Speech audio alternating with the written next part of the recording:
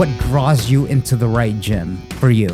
For me, it's people doing work. Like, I love that people do work. You know what I mean? You're getting pushed to the limit, right? This guy wants to knock your block off, and you got to want to do the same, or else, you know, you're always going to be the nail. If there's anybody in my corner that I want in my corner to coach me, even as a black belt, is Sim. Wow. 100%. Sim and Jerry. Sure. I mean, because they just kind of understand the game a lot better. I mean, and that's just my comfort. That's like my little lovey, right? When you go to bed, you got to have a little lovey. Right. Let's do jiu-jitsu. I love to train. It's like a drug to me to be able to do jiu-jitsu as much as I do. Absolutely. You know, and it's kind of like my medicine. And so if I can't do it because of an injury, man, I'm going to be the worst dude to be around. I think it's for everybody. Sure. There's something for everybody. If they're in the wrong environment at their school, and like the guys are just being either too creepy or they're being too aggro and manhandling these girls, you're going to lose them.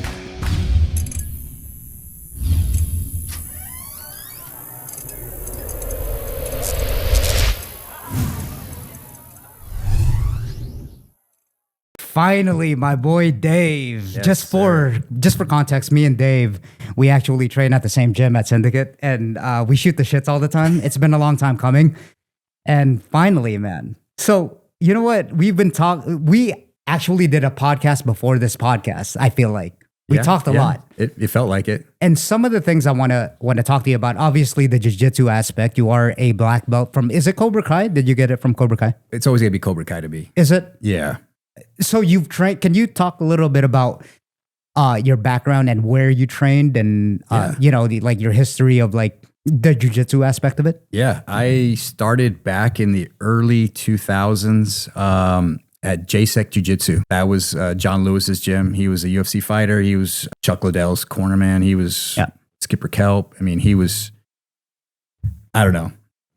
He was probably one of the best gyms at the time. Linked with a lot of UFC fighters, a lot of, you know, jiu-jitsu freaking legends that, you know, now. Did you start when jiu-jitsu was on the rise? Like I was talking to John Wood, and then, you know, he trained with the old school, obviously, right? When he had Zions and all that. Was it back at that time? Before that. Really? Yeah.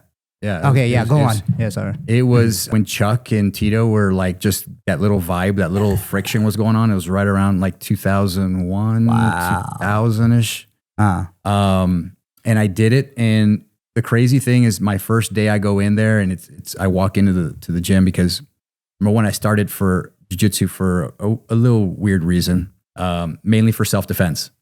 Yeah. I mean, most people would have went and got a CCW and carried a gun. Yeah. I decided, let me just look at the yellow pages when yellow pages were still relevant.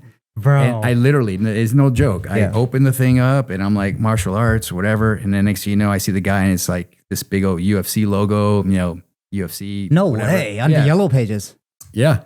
How did you have the mindset to even, like, that's the last thing I would think about when I'm looking at yellow pages. You know what I mean? It's like, looking for a plumber over here. No, I was looking to like for jiu-jitsu, you know, I don't know if it was jiu-jitsu. Yeah, it was jiu-jitsu. I was looking for jiu-jitsu. So I didn't know, like, you know, where to start. So I'm like, there was no Google at the time that I can remember. Yeah. You know, so it was just simply, you know, I'm going to be a badass. I'm going to fight, you know, in case I have to protect myself. I'm gonna learn something, you know. And how old were you? Lethal. 30.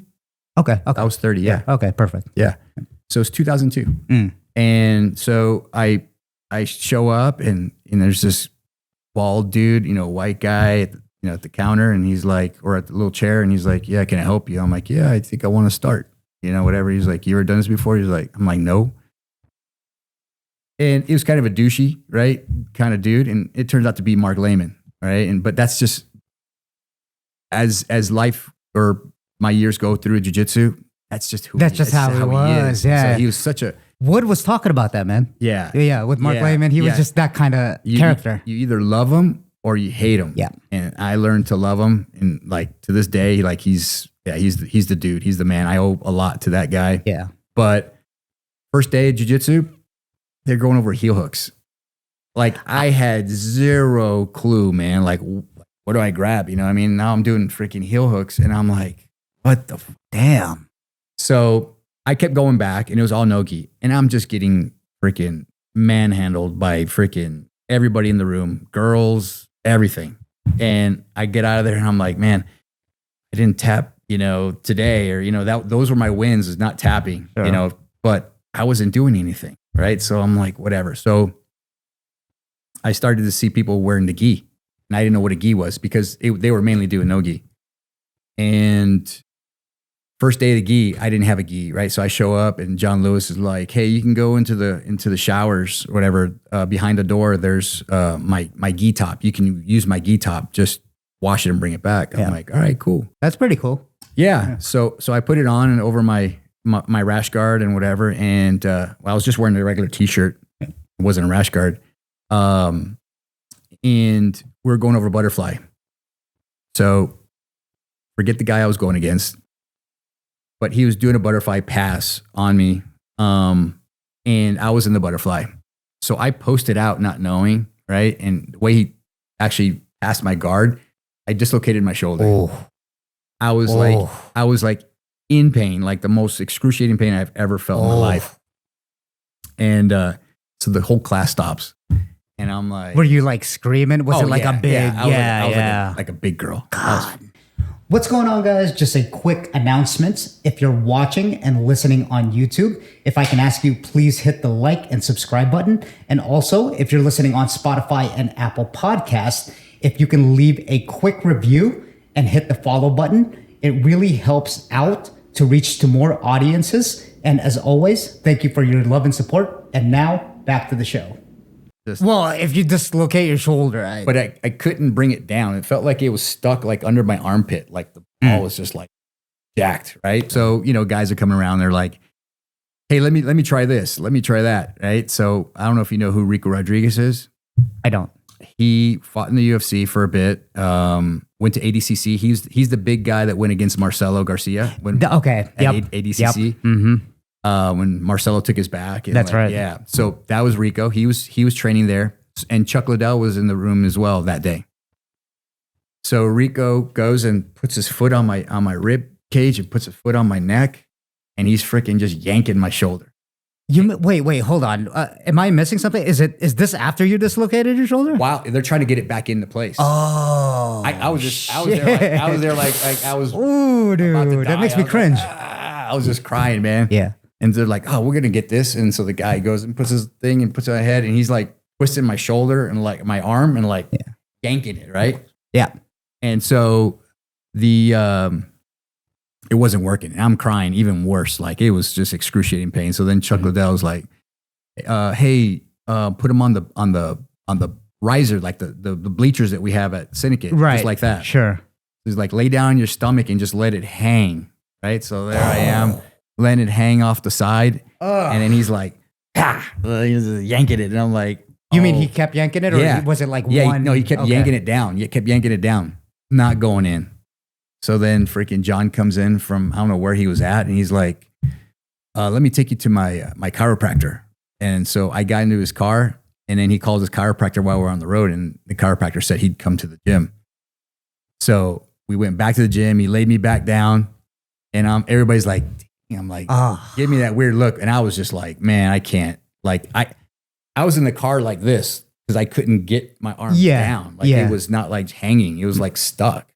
Wow. And chiropractor came over and he did some like around the world kind of thing like this. Mm-hmm. And he went back in, ripped my shirt, made it a sling. Like a sling, yeah. He's like, all right, go get it checked. I was like,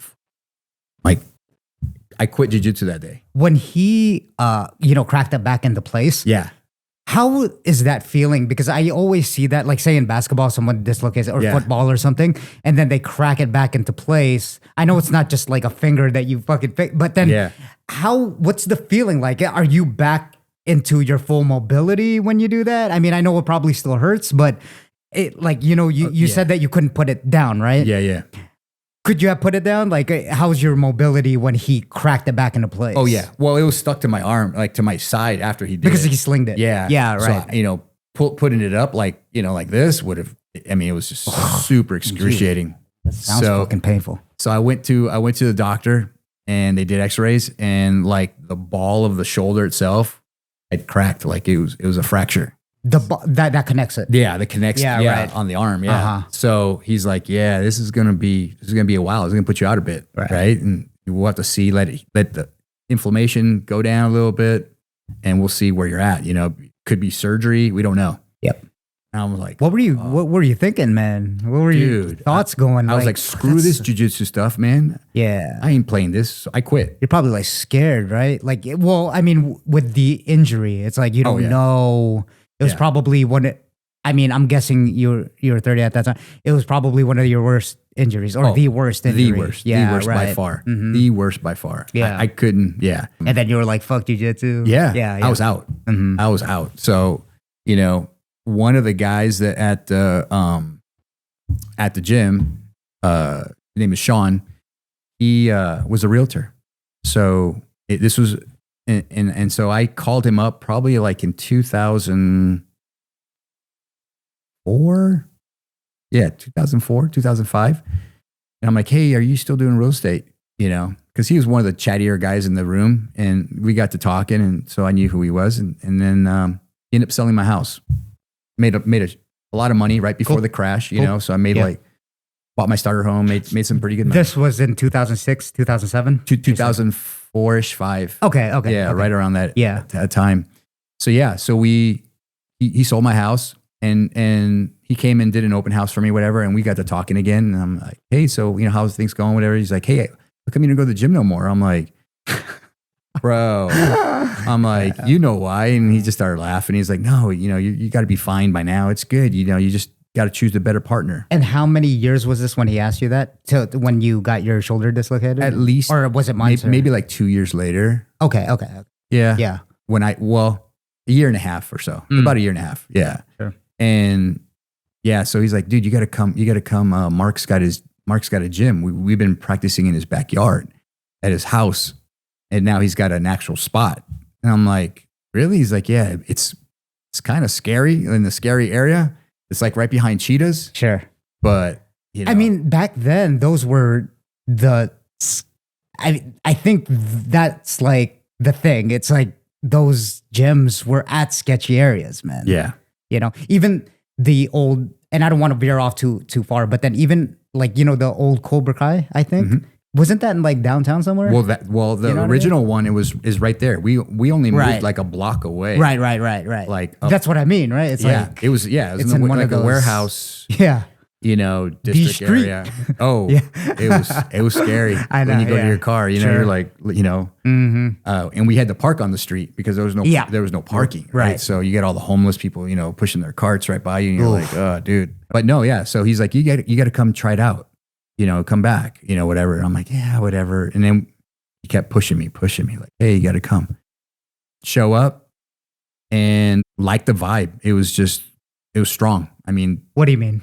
What was it about the vibe? Because I get what you're saying. Yeah. It's just like people say that, you know what I mean? They like the environment, but I want to get more specific on that. What is it about what draws you into the right gym for you?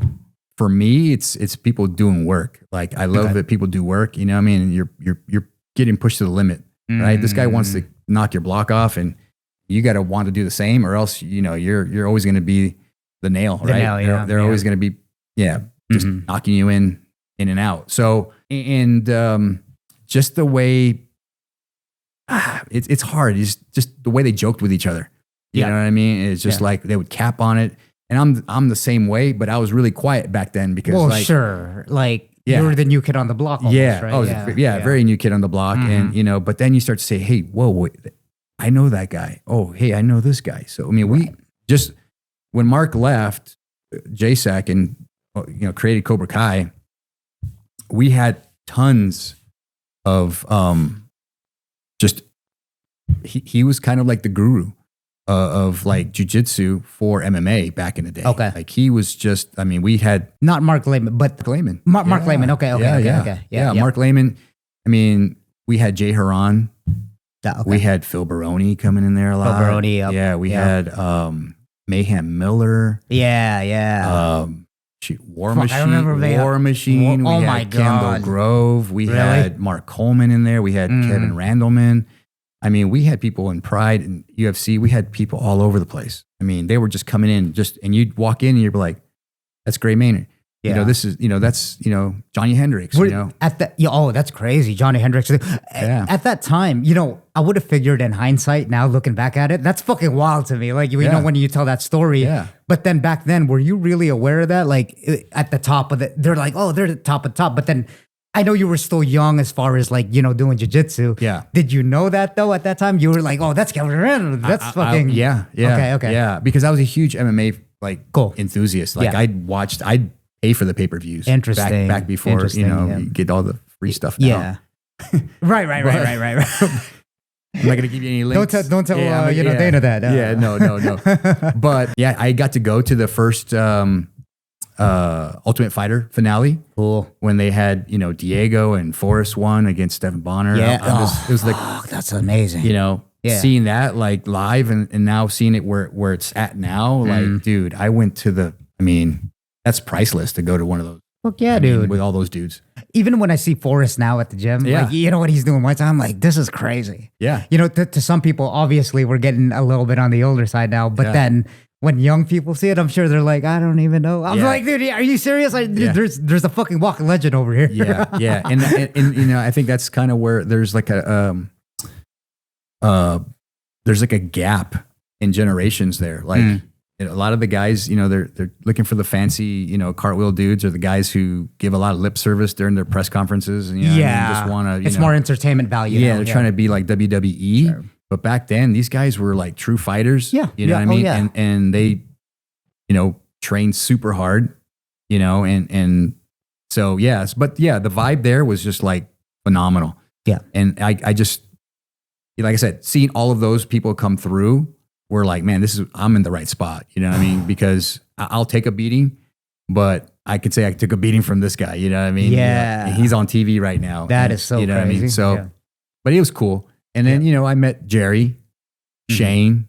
They were so with Jerry and Shane. Obviously, Jerry and Shane are our head BJJ coaches. How were they already there when? No. I started first. Yeah. Oh, look at you, the true OG over here. Yeah, I was one of the first crew that ended up, starting the gym. The gym didn't have that many members at the time. They were just getting a lot of visitors, and then it started to build pretty quick because word took off that Mark opened the gym. They didn't know where Mark went. Mark went silent for a bit. Yeah, sure. Because there was a little friction between him and John, and then next thing you know, Mark has something. So he wasn't Mark's a very reserved guy, but on the mats, he's as vocal as they get. You know what I mean? Right. So, but yeah, the gym started to just grow. And there was a period in time where like we were getting just members on members. Like people were just flocking into the gym, and, they'd have to lift the doors up because it's so much sweat. You know what I mean? Yeah. We would just go at it. Much humidity in there. Yeah. And he had that crazy vibe, man, where he can explain in a tournament. That this is what I love about Mark the most. Like in a tournament, he can have a whole room just like mad at him because he would poke fun at your opponent. Like while I'm going, with somebody, he'd be like, he don't want it. He's not a Bear, he's not a Bears fan, whatever. He'll just make some stupid stuff up. Yeah, throwing jabs and shit. Yeah. Or if they were Brazilian, he would make fun of Brazilians because he didn't, get along too well with the Brazilians. I mean, he was one of the most hated. Sure. But he'd get people all riled up. And next thing you know, the guy on the mat that I'm going against, he's getting distracted because he's putting too much attention, and Mark's getting into his head. Next thing you know, I'm whooping the guy's ass and I win the match. And it's like, on to the next. Was it like intentional that he was doing that? Like he knew psychologically that you'd break, or was it just like him? You know what I mean? That's just him. Okay. That's him. He plays the mind game. Yeah. But, and he was like that every day, every single day you train. And the cool thing about Mark, he'd always give everybody like their nickname. Mine was High Def. Yep. And so how come? I used to own an AV company, audio video. And so when I came on board, he's a little tech geek and, he needed his video game set up right and this whole system done. So I would set up a lot of his stuff for him, Okay. and he just called me HD. So now, next thing you know, it was HD Dave. Okay? Yeah. So next thing you know, everybody knew me as HD. HD Dave, yeah, they would yeah. call me HD. Sometimes, it still comes out of Jerry Right. or Shane. They'll, hey, what up, HD? Hey, bro, you can't nickname yourself.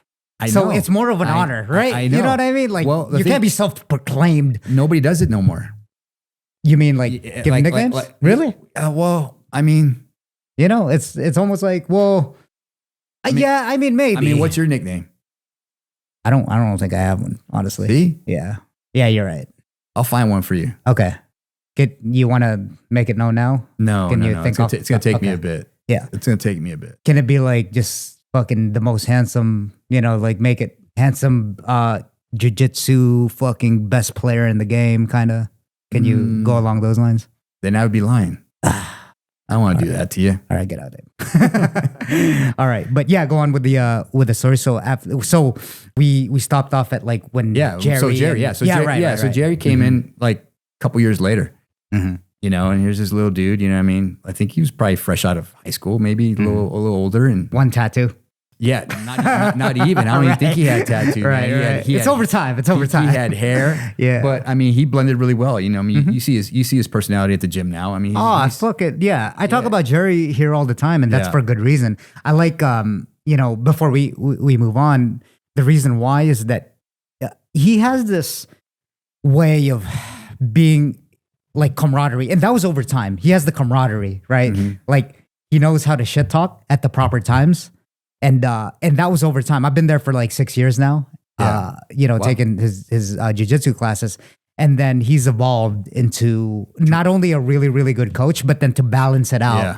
Because before he'd kind of joke around all the time, Yeah. but then he balanced it out. Obviously everyone knows this, but he became a partner of Syndicate. Right. And then I think that he learned like the business sense and how to coach, So you're saying Jerry's corporate now?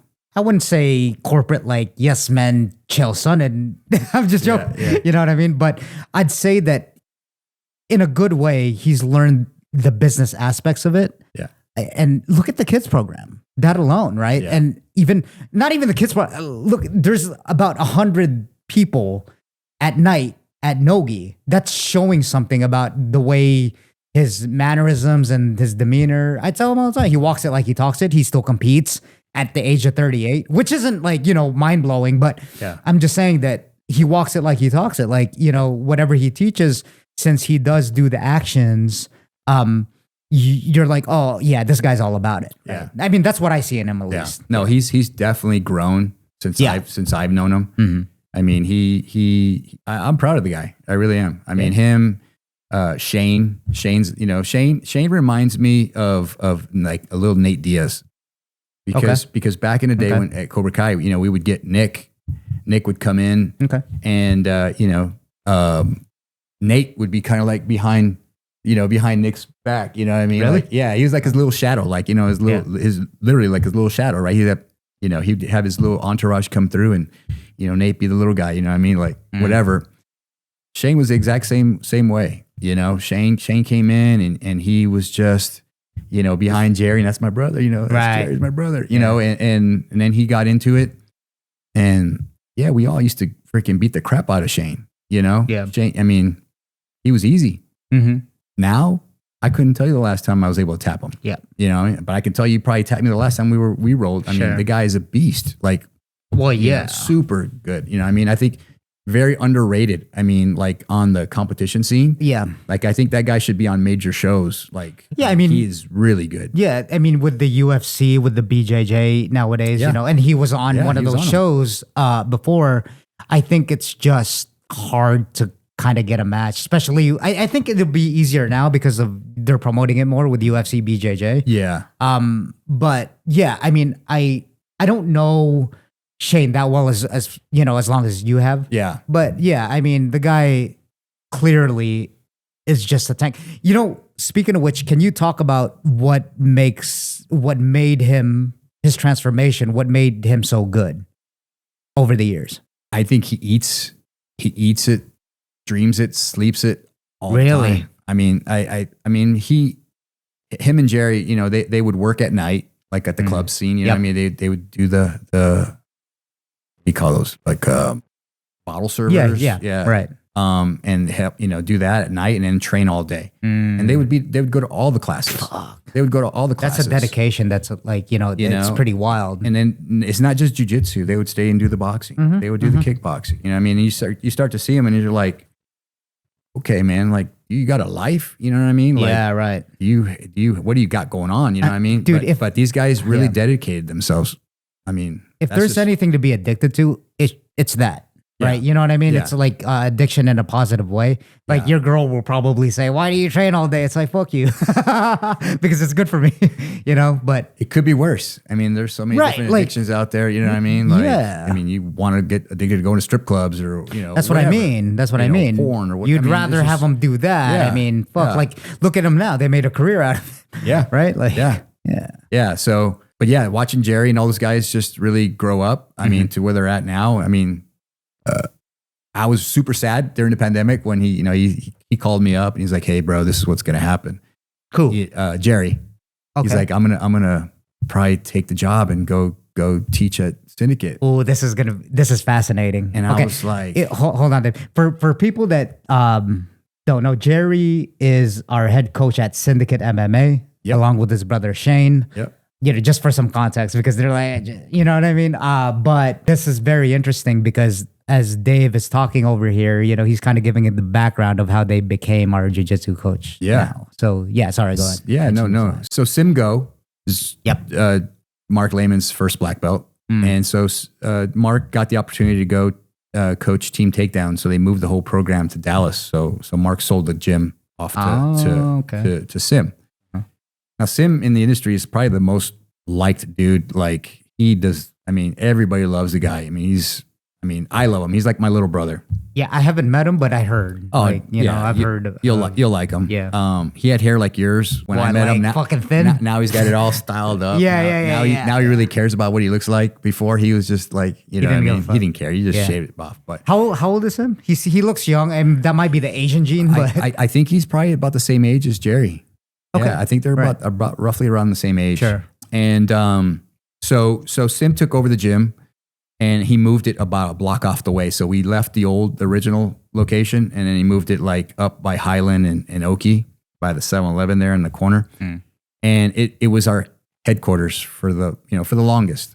And Jerry, did MMA, he did tough enough fights. He won the belts and so did Shane. But anyway, right when the pandemic hit, like before the world shut down, we were talking and he's like, yeah, I've been going over there doing MMA during the, when aside from the jiu-jitsu classes at Cobra Kai, he was going to Syndicate and doing like the stand-up boxing and, the MMA classes. Yeah, Jay gave me a call and he's like, dude, I got this opportunity to go have my own program. What do you think? And I'm like, I don't know, dude. You didn't want him to go, right? I didn't want him to go. Yeah. My heart says, hey, keep him here because we have a good core of dudes. Like our black belts, were pretty tight.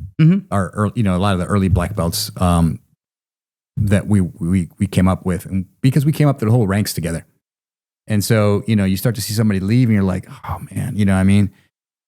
I want to keep you as much as I can. It's natural, right? It's just And so he, and we kind of like talked it through, like the pros, the cons, and and I'm like, well, hey, just have a heart to heart with Sim, but you got to follow what you got to do. I mean, you got a family, you got to feed. Was he one of the instructors in Cobra Kai, or was he just like someone that just went? Yeah, he taught. Yeah, okay. I believe he taught. Yeah. He taught. There's another black belt, Rodrigo. He taught. Okay. Paul, myself, of course Sim. Did the majority of the classes, but. All of us black belts, we always wanted to kind of teach. Like we were open to doing it, even if you didn't get paid or not. It's almost a natural thing to do. Yeah. You want to learn. So, So he, I kind of like, I don't want to say gave him my blessing, but I was like, man, dude, you got to follow what what your gut's telling you, right? And so it ended up being that, he took the job, and we would only talk through. Typically after that, it was kind of like just Instagram thing because we have kind of like this little group chat that us black belts have, and we would always cap on each other still, and we had our little jokes and everything else. But I never really asked like, hey, how are you doing? How are you doing? And I would just see like a lot of what was going on in Syndicate, like through social media. You know what I mean? once in a while he would come in when, say, so Syndicate was closed due to a holiday or something like that, open mat, and we'd come in and we'd see each other, and yeah, we'd catch up and whatnot. So yeah, I mean, and every time I see him, I'm like, dude, you're building a little army over there, man. I'm starting to see freaking some dudes. Like the development. Yeah. And it was kind of cool. I'm like, man, okay, cool. But you still ain't, you ain't better than Cobra Kai, Yeah. And, but yeah, Sim was cool about it though. Sim, like I said, Sim is a very nice guy, but I think he also understands, like, I guess once you get to a black belt level, I mean, once you get a black belt, you right away, everybody's thinking like, I'm going to open my own school. I'm going to have this. I'm going to run it this way. Yeah. And for me, I never had that aspiration to open a school. Your school. Yeah.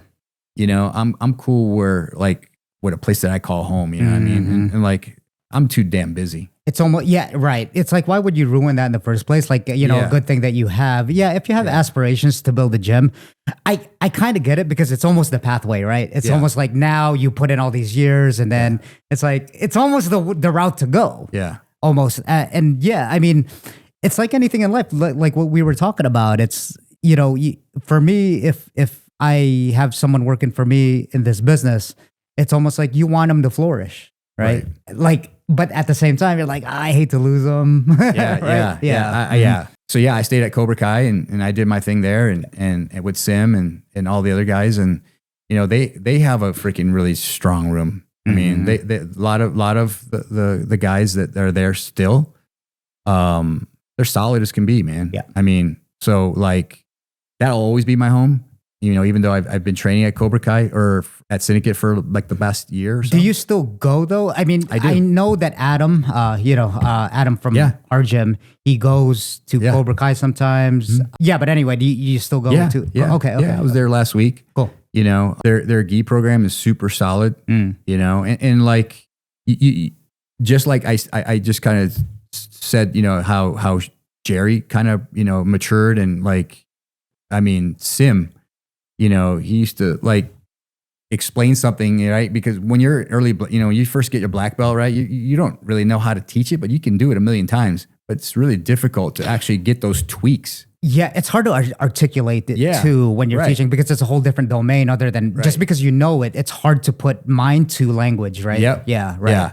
Yeah. And so, I mean, Sim now, like, he can really, coach you in a tournament and be super precise. And like, exactly what to do. That's awesome. Like, and now he's like, almost like a puppet master, right? And you go, hey, do this. This is what's going to happen. Watch out for the arm bar. Watch out for the darts. You know what I mean? What's a good coaching style to you? Like, what you've seen. You know what I mean? Like, when he coaches, is he like calm? Is he like, hey, do this? Some people are yellers, right? They're like, yeah, fuck it. Yeah. No, he's calm. Okay. Yeah, he's calm and doesn't like get overexcited. So that, I guess, probably makes the competitor not get overexcited. Right. You know what I mean? Because I mean, they're like not fucking wigging out during competition. And it's a high adrenaline state that you're in, right? Yeah. I mean, some people, they throw up right after their match. Yeah, you know I can imagine. They get that worked up, you know what I mean? So, but yeah, I mean, he would coach me through a lot of situations, through all my tournaments. And cool thing about Sim, he would travel with us, with some of us, to Worlds, to Pan Ams when it was at the Pyramid and Long Beach. Cool. So, but yeah, I if there's anybody in my corner that I want in my corner to coach me, even as a black belt, is Sim. Wow. 100%. Sim and Jerry. Sure. I mean, because they just kind of understand the game a lot better. I mean, and that's just my comfort. That's like my little lovey, right? When you go to bed, you got to have a little lovey. Right. You're comfortable with it. Yeah, very comfortable. Yeah. You know what I mean? What is it about? Okay, so now that jiu-jitsu is more and more prevalent, if it's not already. Yeah. And even with what we were talking about with UFC, BJJ, and the rise CJI, and all this stuff. Yeah. Going back to it, what do you think makes Sim go and Jerry? I know they're two different people, but there's so many black belt nowadays, right? What is it significantly and specifically that you could pinpoint that each of them are good at, and you can separate it? Like, what is it about them that makes you comfortable? those two. Yes. I know they got their different styles again, but that's Yeah, why, you know. yeah. I think Jerry is just his wackiness. You know what I mean? Okay. Just his joking style. Right. It makes you comfortable. It makes you comfortable. Yeah, and now you're not really worried about too much, right? You're one of the dudes just freaking having fun. You know what I mean? And he makes it fun. I love that, man. You know what I mean? I think that's a like a trump card. Yeah. Meaning like that's a big factor in like the coaching game because a lot of it, as you know, is a lot of it's mental. Yeah. I'd say 80-20 Pareto principle, 80% mental. It is. And then it's skills that you do at the gym. All you have to do, I say this like it's nothing, but then all you have to do is execute it, right? Because you are what you train. It's not all of a sudden you're going to be Superman when you go over there and not like, you know? Yeah. So, yeah. I mean, I think, and Sim is just, you know, he's the carefree dude, man. Just like he's cool. You know, I mean, everything's so chill with the guy. Awesome. But he's technical.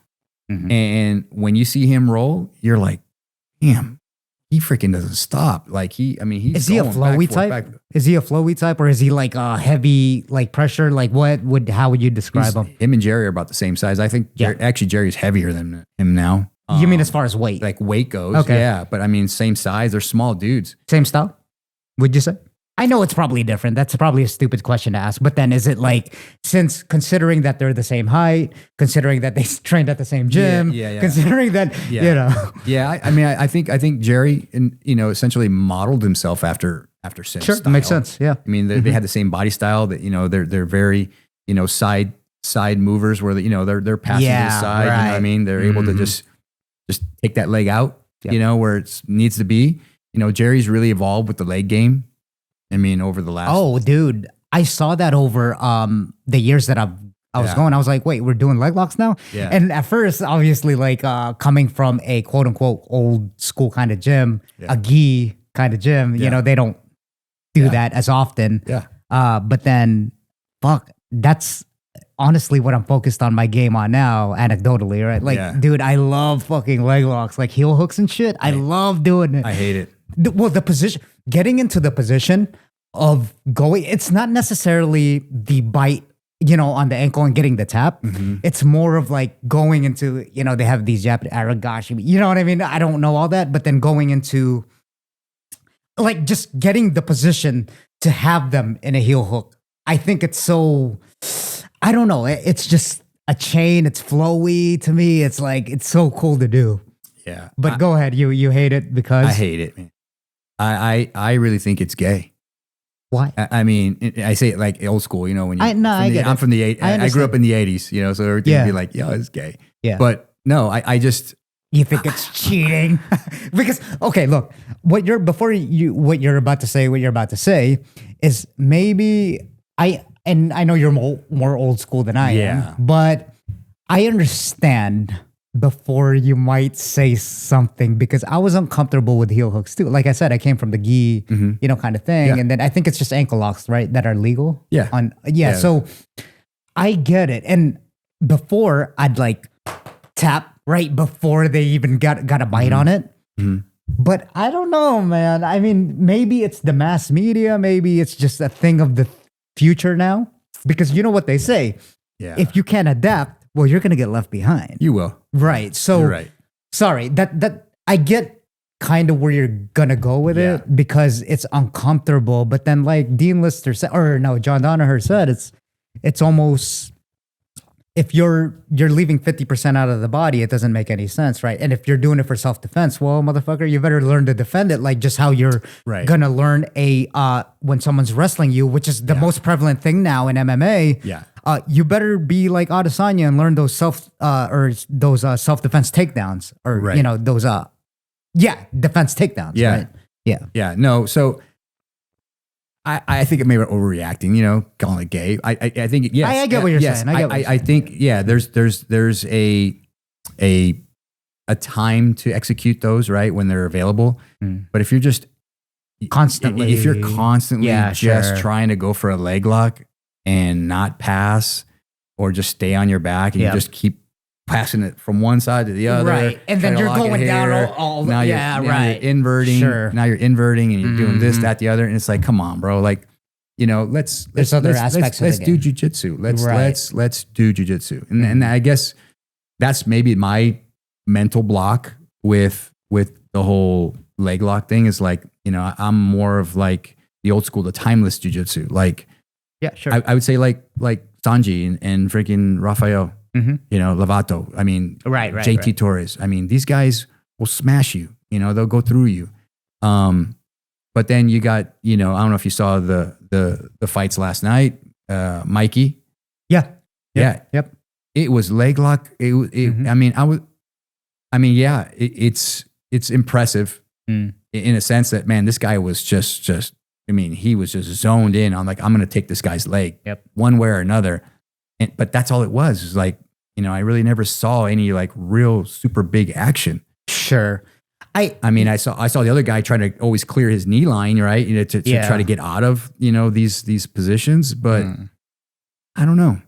I think it's definitely subjective to everyone. Yeah, right? yeah. Oh, That's a big factor. For sure. Like we were talking about human behaviors and stuff like that. This has a lot to do with it. So with Malcolm Gladwell's book, I think it was Outliers or David and Goliath or something like that. He talked about how, I like these conversations because it's not just jujitsu, it's how you grew up doing jujitsu. Yeah. You know what I mean? Yeah. It's almost like, that's why I say it's subjective to you, because maybe now you're not studying leg locks. To a lot of people, that's fascinating as fuck, because there's all these positions in the leg lock. Right. There's this by you turn the leg over Right. here, how Right. you, again, your entry to it, right? Yeah. There's a lot of leg lock maniacs, right? Yeah. But for you, it's almost like a Gracie kind of type. Remember when that happened, when Eddie Bravo was doing, and the Gracie whole thing? It seems like there's still that old school mentality. Now, just a little anecdote, like I used to go to this gym, San Diego Brazilian Jiu-Jitsu, right? Mm-hmm. And it was ran by this guy, his name's Paulo Fernando, which his lineage was from the Gracie. He's like a 6-stripe black belt, red belt in judo. But it's the same thing. It's almost as, and this isn't a knock, but then when you have the conversations of leg locks, it's not like he'd calf on it, but it'd be like, okay, like, you know what I mean? Yeah, It'd be like kind of passive. It'd be like, well, I kind of want to learn this thing. And then there's this divide with 10th Planet, and that 10th Planet was in Oceanside. And then, you know what I mean? You just had the old school gi guys, and there seems to be still that, I guess you could call it stigma, right? I guess a little bit, To me, I think it's like a fad. To be honest with you, leg locks. I think eventually it will wear out. See, that's so fucking fascinating that you say that, because I just think I think it will wear out over time. You know what I mean? How come? Because there'll be something else. I mean, look when the Mendes brothers came out, Berimbolo. Yeah. Everybody and their mother, even the fat guys were trying to Berimbolo. Sure. You know what I mean? Yeah, like, dude, why you're 400 pounds and why are you trying to Berimbolo and you know what I mean, roll off your shoulders and your neck? You know what I mean? Like, how? But the Mendes brothers did it like so fluid and it looks so cool, right? Same thing with, I think, the leg locks. I think they're in that phase where everybody thinks it's so, real cool to rip somebody's knee off. With how big it is, man. Like, it's big. And their mothers are doing it. Yeah, it's big. Yeah, it's huge. For me, I think, when I first started coming over with Jerry and doing the morning classes, I think that I would tell Jerry, like, hey, dude, go for him on me. You know what I mean? Like, and then when he'd catch it, I tap like a little girl. Sure. Boom. Sure. Yeah. And the only reason why is rightfully so. I mean, the only reason why is I have a kid at home. You know what I mean? I want to walk. Mm-hmm. I mean, you tear you blow your knee. Yes. I mean, that's putting you out. Right. And I love to train. It's like a drug to me to be able to do jujitsu as much as I do. Absolutely. And it's kind of like my medicine. Mm-hmm. And so if I can't do it because of an injury, man, I'm going to be the worst dude to be around. Like, it's just going to be like, why are you so negative? Well, because I can't train. That's why. Yeah. And so you're a little bit more hot-headed, and all that stuff. Like when you don't train, what I mean? And so, so in the gym, if somebody catches me with a heel hook, hey, I'll tap. Right. I'll give it a good. Oh, okay, I'm supposed to turn my knee in, this way, or I'm supposed to clear my knee line. I'll work on the defenses, but I'll be the guy. I'm the guy that doesn't. I want to see you walk afterwards, because we're gonna joke around and we have that vibe. You know what I mean? I don't want to hurt you, of course. And I think if I learn leg locks and you go against somebody who's not really versed in leg locks, but they got a lot of pride and they don't tap, and the next thing you know, boom, there goes the knee. Yeah. Now you feel bad, like, oh, dude, how's this guy gonna feed his family now, or how's he gonna walk out of the gym? You know, or I'm gonna be the douchebag. I'm gonna be the douchebag who hurt him because it's a black belt who did it on a blue belt or whatever. It's like, you know, there's two schools of thought to that, and let me know obviously what you think. I feel the same way with the training aspect of it. Not just forget the leg locks for now, but then like with the overall, right? Yeah. If you break an arm, right, and then you can't train. Sometimes at the gym, man, and I'm gonna be very transparent about it. I pick and choose who I go with. Yeah, I honestly do. Sometimes I feel like a bitch about it because there's other people, like it's a comparison game almost where other people are like rolling and then they seem to be fine, right? They're rolling with everyone. Right. But then I've had too many experiences where I was this close to being fucking injured by, you know, the cliche spazzy white belt or the guy that doesn't know how to control themselves. Yeah. That's one thought, you know, and just like you relating to that is that, listen, man, I like to do other things other than jiu-jitsu and I want to roll tomorrow, right? And considering like going, I guess you could say going easy like that, yeah, but I'll be able to roll 10,000 more times if I was injured with an ACL tear for 8 months and I couldn't do anything. And just like you, jiu-jitsu has, you know, personally, I'm not going to go into it. I've talked about it in this podcast, but then it saved my life. Like as far as martial arts. Yeah. Meaning that a trickle up effect, I should say, on the other aspects I do in life. Yeah. I'm a lot more calm. You know what I mean? Like I said, I take care of my father. I'd probably be more impatient.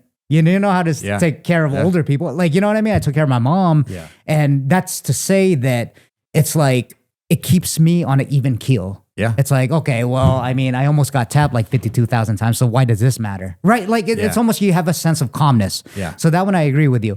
The second one is the leg lock game.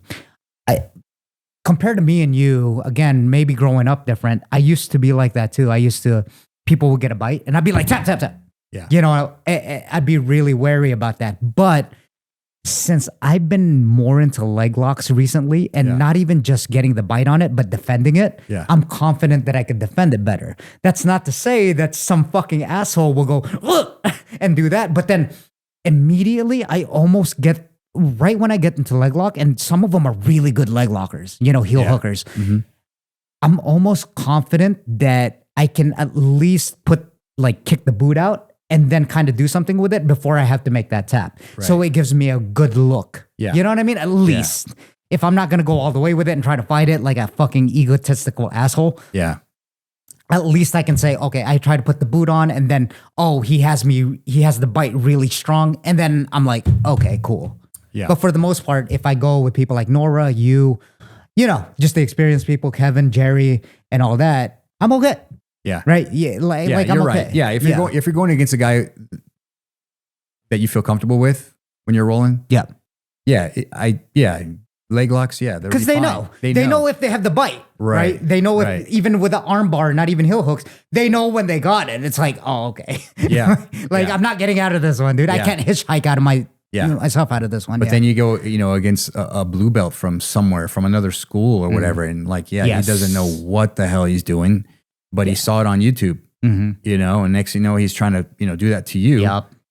And it's like, okay, well, and I usually turn it up on people like that. Yeah. You can immediately identify that though, right? Yeah. Just by, even before you start rolling with them, the first touch is like, this is going to be a rough one. This is going to suck. Yeah, this is going to suck. Yeah. Yep. And then honestly, we have our own defense mechanisms to defend against that. Yeah. If I'm going against, personally for me, if I go against a guy like that, I'm actually letting them get to the spots. I'm not trying to fight it. Where you say, and you're going to talk about this after this. Yeah.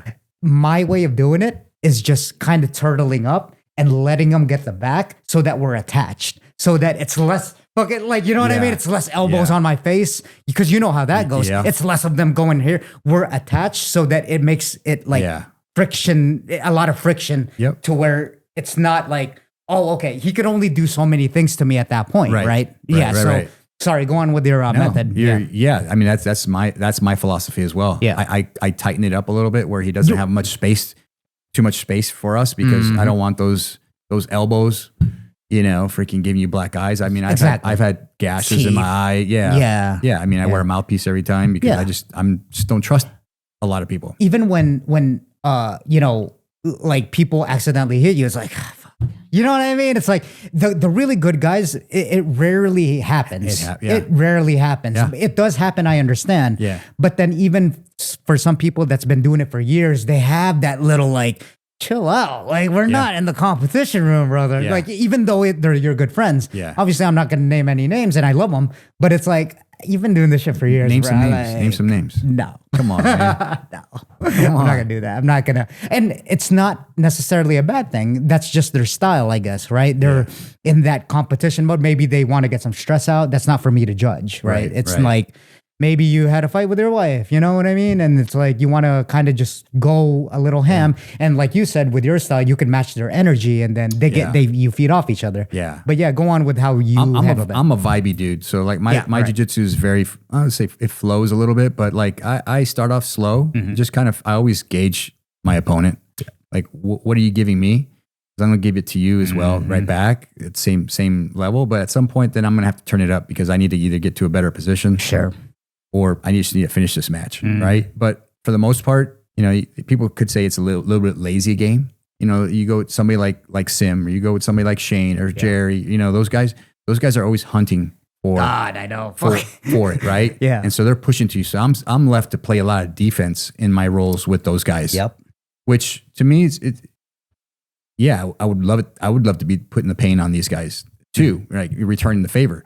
And eventually, you know, I might get a sweep. I may end up on top. Now you're going to bear my weight now. Now I'm going to, you know, turn it up on you a little bit now. And we get to those scrambles sometimes. But like when you go with a guy who's really spazzy, man, that's when I just say, oh man, you fucked up. Yeah, right. You know, and now I'm going to cook you. I'm going to put you in positions where I'm going to manhandle you. You're not going to be able to move. Sure. And you're going to be like, you know, and I'm going to choke you. Yeah. Or I'm going to take your arm and I'm going to make you tap with. Like, let them know, right? Yeah, I'm going to let you know. Yeah. And then when we restart again, I'm going to start again on top. I'm not going to play the bottom anymore. Sure. Because now I know that I can't trust you to roll. Yeah. Without potentially, you know, injuring somebody. I guess you could say it's the other way, right? It's almost like for me, I get really defensive. For you, since you're more experienced, obviously, you're able to do that, right? I mean, because the thing is that I've said this in past podcasts, even with Jerry, like I wouldn't understand because you're at a different level. You're way more experienced, right? Even though you told me, you articulated to me or elaborated to me that, oh yeah, I'd get this. And I wouldn't really understand because I'm not at that level. I get it, right? Like to close the gaps and then not give them any space and stuff like that. But I guess it's the same approach. But besides the fact that you're on offense and I'm on defense, right? Right. You know what I mean? I'll let them close the gap and then just for my frame of thinking, I won't let my ego say, man, even though they're like a lower belt, quote unquote, or less experienced. Yeah. I'll just defend the back. You know what I mean? I'll get better at defending the back. That's how I reframe it, I guess. Right, I won't be like, okay, I'm gonna fucking murk this guy, even though you know you can. Yeah. You know, even though you got the technique to put the arm over, turn around, and then get back at him on offense. I'll just be like, you know what? I'll hand fight. You know, I'll get the hooks off, and then I'll make the most of it, I guess you could say. Yeah. Yeah. Well, I think sometimes, you know, and I see a lot with guys that go with girls, right? A lot of guys, some don't have any like mental clarity, hey, like awareness, huh? Yeah, awareness. Here, going with a girl, you know what I mean? That's so fucking. And I'm not saying you have to give them like everything, but at least like be courteous. Like, you know, they're trying to like do the technique as well. You know what I mean? So you let them flow. Wait, are you trying to say that they go too hard? Or they go too hard. Okay. Because it could be both ways. Yeah. You know, because you know what? That's an interesting topic. Because I thought about that, right? Like some guys, that's the thing to do. Like it's almost like, oh, they're a girl, you turn it up on them. Yeah. But then it could be the other way too, where you're not giving them enough work. You're like, oh, since she's a girl, it's like, I'm just gonna like play it, you know, and all that. Yeah, I guess. Yeah. I know, but you go somebody like Nora. Oh God.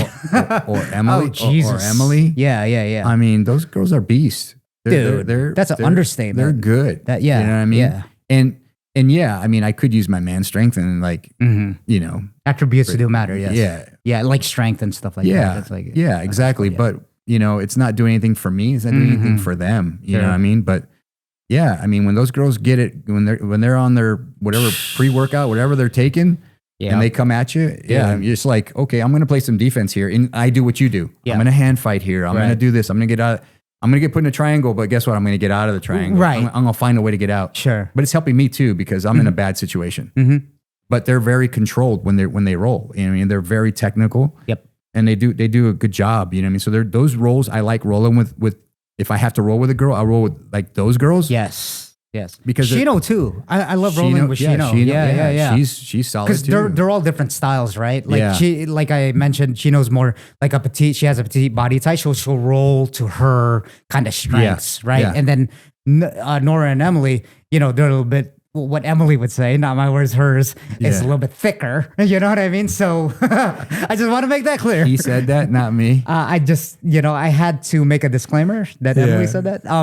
But anyway, like they play to their strengths, to their attributes, right? Like, so the difference between those girls, I just explained the one with Chino.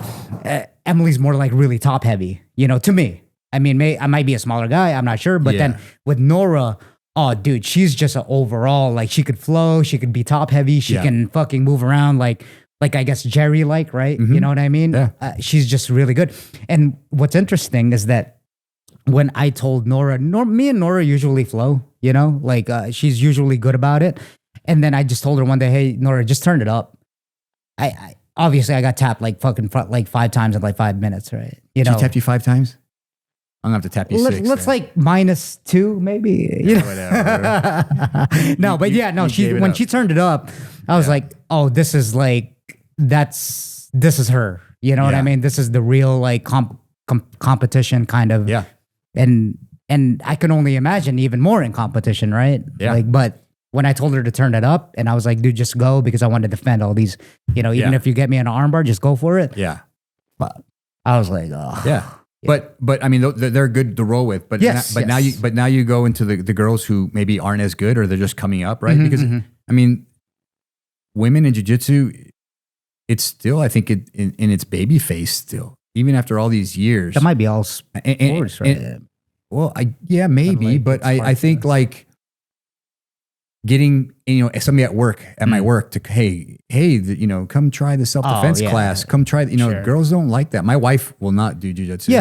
I get it. She does not like to get choked, like I mean not in the bedroom, but I'm saying like but just the being confined, being held down, even just being grabbed for most girls is a hard one because they got that defense mechanism, right. So now when you got a guy who's really spazzy and he's taking it on a girl, you want to see those girls go through the sport, right? You want to you want to see everybody. I love jiu-jitsu so much. I think it's for everybody. Sure. There's something for everybody. But if they're in the wrong environment at their school and like the guys are just being either too creepy or they're being too aggro and manhandling these girls, you're going to lose them. Yeah. And now you left a bad taste in their mouth for the sport itself. So to me, it's like, if I see somebody like, taking advantage of, like I look over and I see, a roll and like this dude is just like beating the crap out of the girl. Like, it's not necessary, right? How often does that happen though? You know what I mean? Like it's very rare, right? Well, I think it does happen. I get it, but then I mean, I think at Syndicate you don't see it very often because the culture. Because of the culture, right? Because Jerry will be like, "Yo, at the end of the class, he'll put it all together and hey, by the way." Yeah, that's dude, great to hear. That's great to hear. Like, hey, be aware who you're going with, right? Or if you're going with an early teen, right? He can't go to the kids class anymore, so he's like in between adults class and kids class. Sure. Those kids are scared as shit. Thinking like I'm going with a grown man. You know what I mean? Like my son, he did that too. Like he came in and he was a little fat kid. You know what I mean? He was always the little guy playing around in the gym, and he did good. Girls would tap him all the time. He'd be crying. Angela at the gym. Yeah. Her daughter. Yep. Would always beat the crap out of my son, right? And he'd come back. I got choked. Tell your son to man up, dude. I did. I did. Tell him I always sent them back on the mat. Dry your tears. Let's get back out there, right, and work. Like a father and son kind of thing. Yeah. Eventually, he came in, and I thought he's big enough now. He's sprouted. He's he's filling out as a young man. I think he's okay in the adults class. Yeah. And it was scary the first maybe a couple months because I wouldn't want to roll because I always wanted to see who he's going with, or I would pair him up with somebody that I knew that would be able to take care of him. Yeah. And not be that guy to take it to scare him, hurt him. Dude, that's got to be a different element to it. I almost forget, right? I almost forget that like people do have kids that take jiu-jitsu. Yeah. And to be able, I know this is a whole nother subject, but then to be able to manage that and like watch your kid knowing that, you've experienced it yourself. Oh, yeah. That's great, actually. You know what I mean? They have a guidance. It's not like some untrained parent, and me and Jerry this is a whole nother thing me and Jerry talked about with parents, and they haven't trained a day in their life. And then all of a sudden they're telling the coach what to do. And all of a sudden their kid, they think they know what's best for the kid when it comes to jiu-jitsu itself. Right. It's like, okay, that's a whole another ballpark. Yeah. To manage. Yeah. But when you're in it and you see your kid in it, you're like, oh man, Ooh. I think you're extra cautious, to be honest with you. Yeah, sure. I always take a step back. And I never really wanted to coach my kid jiu-jitsu. Okay. I always, because he obviously, I don't want to be hard on the kid where, you're actually pushing the kid over to where he hates it. Yeah, And of course. getting back to the whole, I love the sport. I want everybody else to love the sport. Yeah. So I know how I am. And I think if I was to coach my son, he'd probably hate the sport. Yeah. You don't want to be one of those. I'd be demanding like, you don't want to be one of right? those soccer dads. Right. That are like, Right. yo, what the fuck? Yo, what the fuck? Yeah, You know what I yeah. mean? Like, Yeah. And I think that's how I probably would be. Right. To If be, you didn't. to be quite honest. Sure. So when he started jiu-jitsu, he was coming to the gym since he was like 6 months old in a carrier. Yeah. Set him on top of the subwoofer right in the room there, and he'd sit there, and eventually when he was able to walk at Cobra Kai, we used to have an octagon in the gym, a side room. Yeah. I'd throw one of those freaking bouncy balls in the freaking thing, and maybe some freaking boxing gloves that somebody left around. Throw him in the thing and lock it. Yeah. And he couldn't get out. So now I can go roll on the thing while he's freaking playing. Gotcha. And and then eventually, That's cool. friends came, right? Other little boys, he started to get socialize. Yeah. And then next thing you know, he was maybe 3.5, close to 4.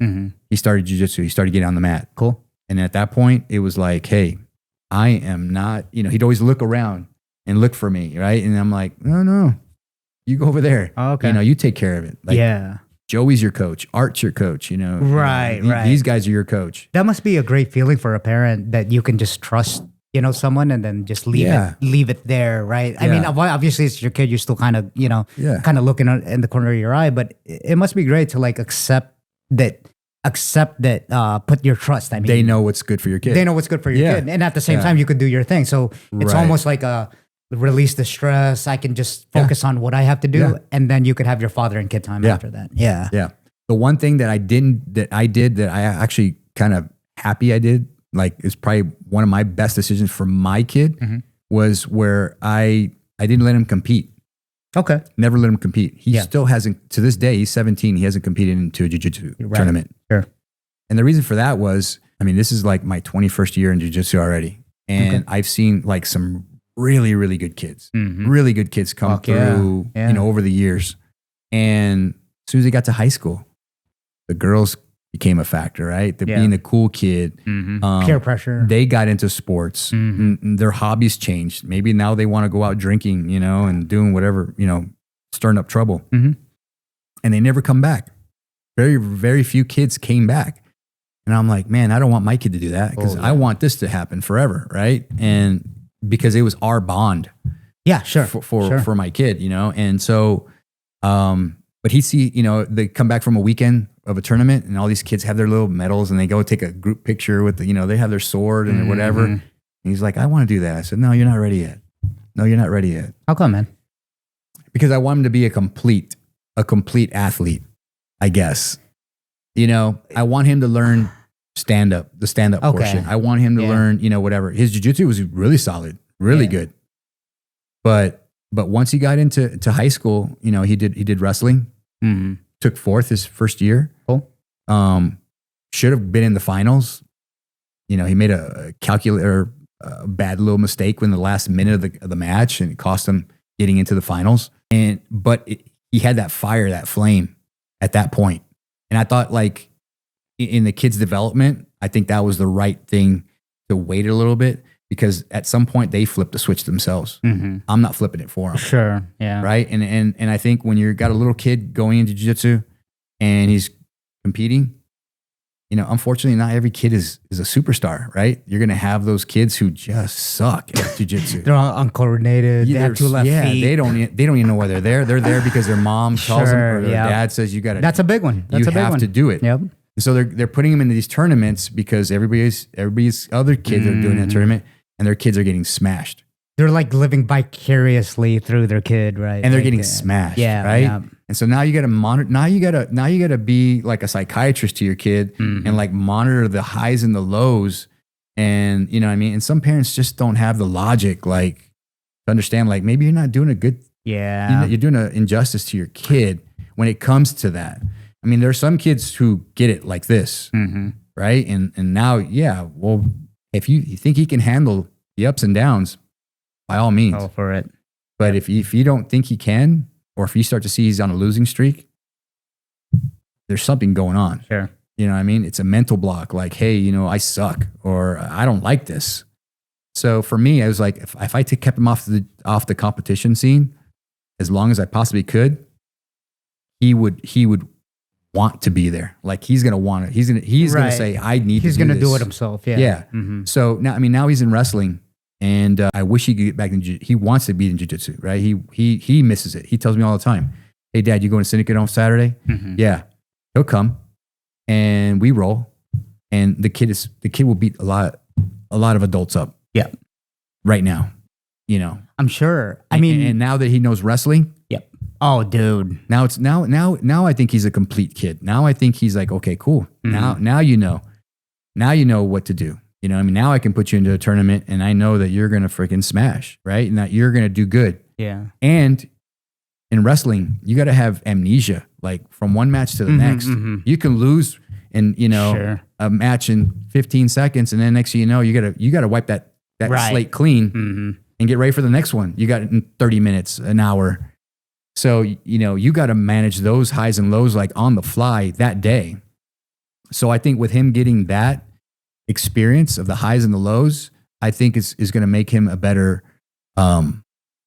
young man down the road when he has those pitfalls. It's like structures, right? Yeah, it's a structure. It's structure. Yeah. I completely get what you're saying. I think, you know, what I was thinking was, I'm not a father, you know, but I think there's two thoughts to that too, right? Because sometimes, like, my basic principle just in life in general is that to get good at something, you just have to throw yourselves into the wolves. Yeah. You know what I mean? Yeah. And look, I'm not telling your kid what to do. Like, you know, you're the father. But then if I had a kid, this is theoretical, obviously. I probably would change my mind if I had one. But yeah, you would. Right. I know you would. Yeah. You know, it's easy for me to say, obviously, right? Because I don't have one. But he would do dance probably. Hip hop. We'll say hip hop. Yeah. All right.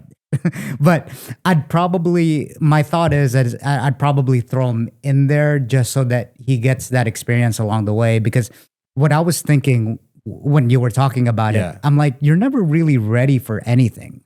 I get the structural base of it, and I think it's smart. Yeah. And fuck, I'm all for it. Yeah. But I think it's almost like, get in there, and then the safest way possible, right? Yeah. But I think it's like, get in there, get the experience, and then it's only a competition. Yeah, if you think about it. It's the maturity. That's I think what I like it. I like that word. I think that's where good description. Yeah, I think that's where I kind of held him back a little bit. It was just wait until he was mature enough to, I like that. Yeah. To control those feelings. Right? When you describe it that way, I think it's like a better description. Yeah, the maturity aspect is a big one, because not only do you have to be mentally mature, you got to be emotionally mature. Like you said, you know, you have to have amnesia. That takes a high EQ, you know, emotional intelligence to really take it in. All of a sudden they're down on themselves and then they can't compete. Then like psychologically, it's just for a kid, especially developing. Right. I think that, it would be. So I mean, what I'm saying is that your thing isn't wrong. You're the dad, right? I mean, but it's almost like, well, I don't know. It's like, how do we learn fucking get in there, man. True. Right. You True. know, Yeah. but You're gonna sink or swim, right? yeah, again, I'm not like a father, like looking at it from a father's point of view, it's probably totally different, or Yeah. I know it's probably going to be different Yeah. about like the train of thought. But anyway, man, like, dude, this has been a good podcast. Like I was telling you, pre-recording, these are the best ones because we could, you know, bullshit and all that stuff. This is fun, But man. yeah, it's been good. And me and Dave, just for context, like we have a good relationship connection at the gym. Like we said on the podcast, we like knock on each other, and those are like the best relationships, I think, you know, to have. That's what keeps you in the gym, right? Keep it playful. Keep it playful and socialize. And then obviously you have to feel people out. You can't just be talking shit to people when they're like, wait, what? But then you have those certain connections with people that keep you at the gym. And that's why mostly in some days that I don't want to roll, to be honest with you, sometimes I'm just lazy as fuck and I just want to socialize and bullshit. Yeah, you drive a Dodge to the gym or what? Come on, Dave. But like, you know, it's just good to like harp on people and just talk shit. Yeah. Honestly, you know, and that aspect of the game, whatever it takes, whatever makes you go to the gym, whether it's talking shit or you want to roll hard or, you know, whatever you can do. Yeah. There's something for everybody. Yeah. Every day. Exactly. Trust me. There's days that I don't want to go. Yeah. But if I don't go, I have FOMO. Yeah, exactly. Like, man, exactly. Today's a Wednesday. Shit. There's always like 60 people on the mat. You know Fridays, what I mean? man. It's or Fridays. I miss those reps. Yeah. Right? Those 13 fucking round reps. Yeah. Yeah. It's like that gets you. Dude, whenever I think of Fridays, it's almost like if I miss one of those days, that's reps out the window, bro, because we get so many of them, right? And you're rolling with like Nora, you're rolling with different styles, right? And it's like, dude, you're right. It's complete FOMO. Yeah. It's scarcity. Yeah. It puts you in a scarcity, like kind of like, damn it. Yeah. I mean, but I do pick my partners. I mean, like, like Kevin, he's always trying to pick on me. You know, he's a bigger dude. Yeah. But I like rolling with him because he's gotten really good. Yeah, I mean, from when he was, you know, he came from Cobra Kai as well. He's one of Sims black belts. Yep. The dude's turned the corner, man. Like awesome. He's solid. He's a good training partner. Yep. He knows when to, if he turns it up, you know, I mean, he can turn it up. Mm-hmm. But I really missed the gi. I really missed having the gi there. Mm-hmm. You know, I mean, I think again, we're going back to leg locks and the fads thing. I think the no-gis is the new fad for a bit. You know what I mean? Eventually we're going to come back to the gi, I think. I can't wait till it does. I mean, that's kind of like my love. Fuck, I doubt it, man. That's obviously that's a strong statement. I mean, that's my personal opinion. You know what? I doubt it. You're probably 100% right. And the reason why is because people are making money off the sport now. True. You know what that's I mean? A big part. Yeah. And they want to see action. Yes. And when you see a black belt in competition in the gi, there isn't much action. Right. Because it's like calculated. It's technique. It's like it's more technical for the average person is not going to understand what they're doing. I mean, or what the purpose is. It's no different than two guys sizing each other up in a UFC fight high level in the first round, right? You don't see much action, you know, mostly because they're sizing each other up. Yeah. And then people are booing because they're like, oh, hit him. It's like, bro, they're trying to like hand fight and hand grab. You don't understand. They're trying to get positioning. Know the distance, Yeah, it's like, what they're trying to get their timing right. They're trying to get information. It's like, chill out, bro, you know? Yeah. But before we end it, man, what is since you are Dave the black belt lender, lender black belt, whatever. Black belt lender. Okay, great. Thanks for clarifying that no one needed to know. But what is your tip, man, to get to improve, I guess you could say, more efficiently and fast in jiu-jitsu? I know it's a very, very general statement, but it's subjective to you. So give me some tips. What's the fast track to get good at jiu-jitsu? Yeah, I get. Let's go with that. Yeah, or cheat code. Yeah, drill. Yeah, just drill. Right. I mean, that's a big one. If you have mats at home, or if you don't have mats at home, get mats at home. Yeah. Buy the dummy. You know. Right. Do the simple. 5-minute drill. You know, where you progress from one position for 1 minute to another position to the next minute. You start to chain those together. Yeah. Mm-hmm. You'll start to see those things. You know, when I teach a class on Tuesdays, Thursdays in the morning that we started at Syndicate, and when I was teaching at Sims as well, you know, I was all about the drills because I think drills builds the skills, man. Yeah. I mean, everything. Drillers makes killers, right? Yeah. And I think if you do it enough, it becomes like second nature. Yep. And now you feel very like, it just feels easy. Interesting thing about, before we end it again, interesting thing about jiu-jitsu, when you get into like the stand-up game, Muay Thai and stuff like that, they tend, what I noticed, they tend to drill more than jiu-jitsu players, because I think a lot of that is because you can't spar hard all the time, and sparring just takes you out. Yeah. But then I think that's what it consists of, drilling.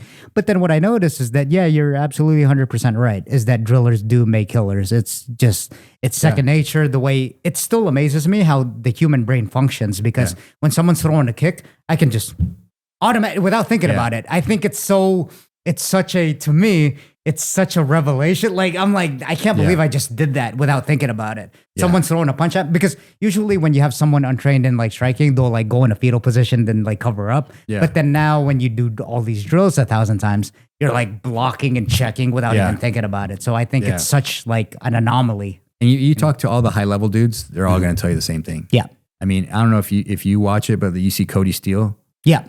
He's always in the corner, man. That guy's working all the time. He drills like no other. Yep. And he's not looking for somebody to watch him. He's doing it because he wants to get better. Right. And when you roll with him, you can see it. It's very fluid. Yep. I mean, the Tackett brothers. Yep. Those dudes drill.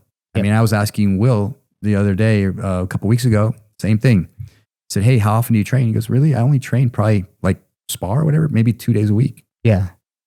And I'm like, wow, how do you stay that freaking good? But he's drilling. He's drilling on his own, whatever. He's just flowing. Yeah. With no, not a spar session. You know what I mean? I think, you do that enough, that's what's going to improve your game. Right. With that, there's like the Navy SEALs quote. I'm going to totally butcher this one, but you default to the level of your training. Right. Okay, Like, I like that. Yeah. You default to the level of your training. And then I guess there's another part to that, which what I butchered. But then it's like, everything you do, it's like what you do. Just because you go in a competition match, that's you in the training room. Yeah. So, what was the other one? It was like, how you do anything is how you do everything. Okay. Right? How you do anything is how you do everything. So, like, when no one's watching, that's what you're gonna do. Like you just mentioned, Cody Steele training in the corner. That's what he does, literally to you on the mats, right? He's drilling what he's drilling in the corner to you on the fucking mats. So. That's what I mean by like, how you do anything is how you do everything. But anyways, I appreciate your time, Dave. It's been a long time coming. Dude, this was fun. Yeah, I know. Do it again. No, this is one of the, I love these like little bro talks, because it's just very flowy. It's a flowy conversation. And then time seemed to go. I had to watch the time. I'm like, oh, we're going fast. This is one of the longer podcasts. It's like an hour, 20 minutes, but that just means it's a great conversation. Well, I awesome. appreciate you for being here, man. Thanks, brother. Thank you.